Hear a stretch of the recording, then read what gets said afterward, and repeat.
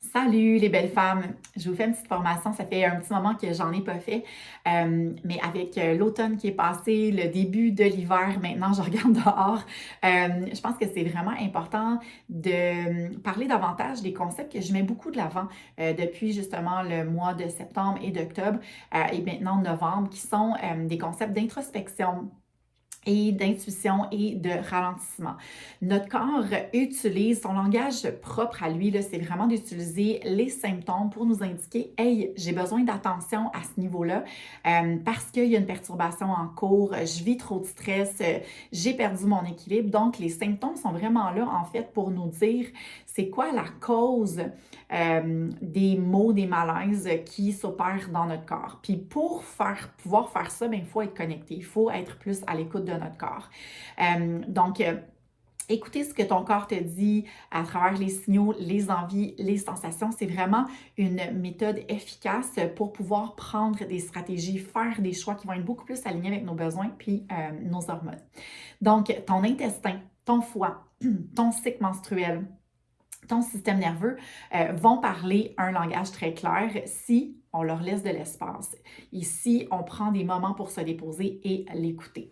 C'est une approche où l'alimentation devient comme une conversation, dans le fond, avec notre corps. Puis, dans les derniers mois et le mois de novembre, je veux vraiment que vous appreniez à décoder justement ces messages-là pour savoir qu'est-ce que votre corps il veut, qu'est-ce qu'il demande, pourquoi, puis comment il répond aussi avec douceur. Hein. C'est tout le temps bien important, bienveillance et douceur. Je mets ça au centre de mes accompagnements.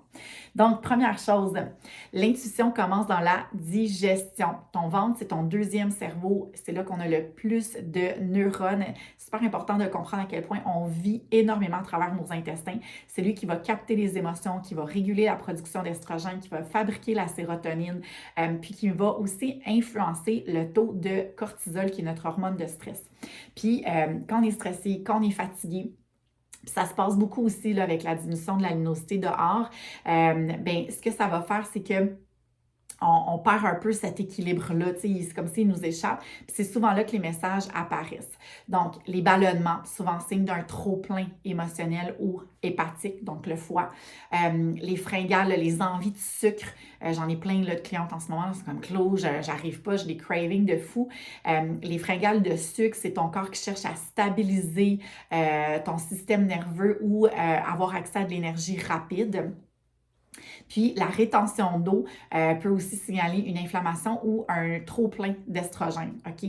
Donc, les choses ne circulent pas et sont remises en circulation localement.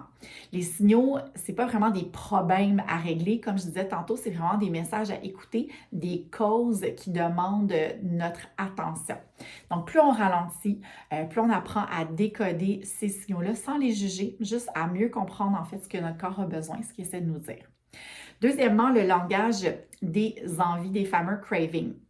Tu peux avoir des envies alimentaires, tu peux voir les envies, les cravings comme un code hormonal. D'ailleurs, c'est dans mon questionnaire quand j'évalue mes clientes s'ils ont des envies particulières en sucre, en glucides, en aliments salés.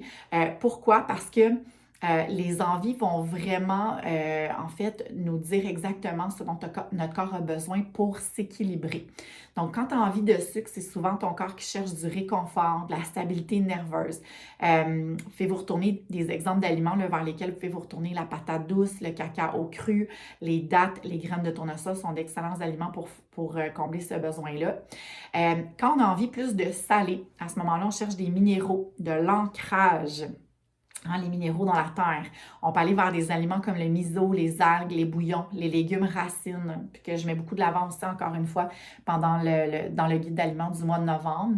Quand on ressent le besoin de croquant ou de cru, notre corps appelle à la vitalité, la fraîcheur, la légèreté. Les aliments qui vont combler ce besoin-là, le fenouil, le kale, les pommes, les noix.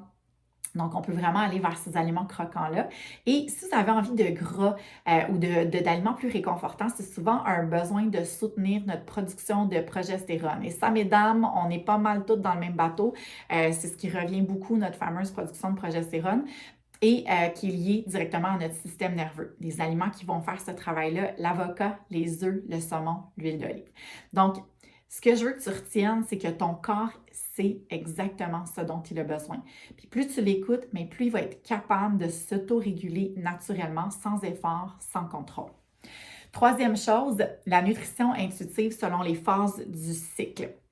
Dans le guide d'aliments, je vous présente les cycles de différentes façons, que vous soyez menstrué ou pas, tout le temps en lien avec le cycle lunaire pour vous aider, pour celles qui ont un cycle irrégulier ou qui n'ont pas de règles, parce que nos besoins changent à chaque phase du cycle de notre cycle. Notre corps nous demande aussi une énergie alimentaire différente selon les moments du mois. Donc ici, c'est un petit récapitulatif. Phase menstruelle, on a besoin de chaleur, de douceur, de régénération. Donc, tout ce qui va être chaud, comme les soupes miso, les bouillons, bœuf avec betterave, légumes racines, ça, des mijotés, là, ça va vraiment faire un excellent travail pour la phase menstruelle. Dans la phase folliculaire, là, c'est le retour à, on a fini nos règles, on retrouve notre énergie, notre clarté. Donc, tout ce qui va être smoothie protéiné, tofu au miso, les jus verts, les salades légères, c'est excellent pour la phase folliculaire. Durant l'ovulation, c'est une période de lumière, de rayonnement, on est vraiment sur notre X. Et là, on veut des salades qui sont colorées, des crevettes, citron, fenouil, des aliments frais. Et finalement, la phase lutéale, c'est le moment où on revient vers notre intérieur, où on a besoin d'apaisement nerveux pour se préparer aux menstruations. Et là, on veut des repas qui vont être riches en magnésium, entre autres, comme le cacao, le kale, la patate douce et les huiles saines. Donc, observer les rythmes, c'est revenir à son cycle féminin. Puis c'est vivre au rythme aussi de la nature, plus que de tout le temps travailler à contre-courant, comme je l'explique beaucoup dans mes vidéos, dans mes guides d'alignement, dans mes coachings. OK? Fait que finalement, un exercice pratique, c'est pour ça que j'ai mis de l'avant aussi les rituels dans le guide d'aliments pour vous aider à vous déposer, c'est de faire de l'écoute consciente du corps. Donc, je vous invite à faire une mini pratique, OK, qui va être de fermer vos yeux, poser une main sur votre ventre, l'autre sur votre cœur, comme qu'on fait souvent en yoga. Vous allez respirer lentement, puis vous allez vous demander de quoi est-ce que mon corps a besoin maintenant. Puis essayez de rester à l'écoute, de voir où est-ce que les sensations vont vous amener, puis si vous êtes capable de trouver des réponses. Donc, ce mois-ci, je vous mets au défi d'inclure beaucoup des recettes puis aussi des rituels du guide, mais vraiment d'être plus à l'écoute puis de créer plus de connexion. Bientôt, on va être déjà en 2026, donc ça va être une année extraordinaire. Préparez-vous au niveau de votre programmation, de votre système nerveux à être plus à l'écoute, plus connecté, parce que ça, c'est vraiment un game changer pour votre santé hormonale. Si vous avez des questions, des commentaires, des feedbacks, je vous invite à les écrire dans les commentaires. C'est toujours un plaisir d'échanger et de vous lire. J'espère que vous avez apprécié. Puis j'espère que vous allez aimer aussi le guide d'aliments du mois de novembre. Bonne journée!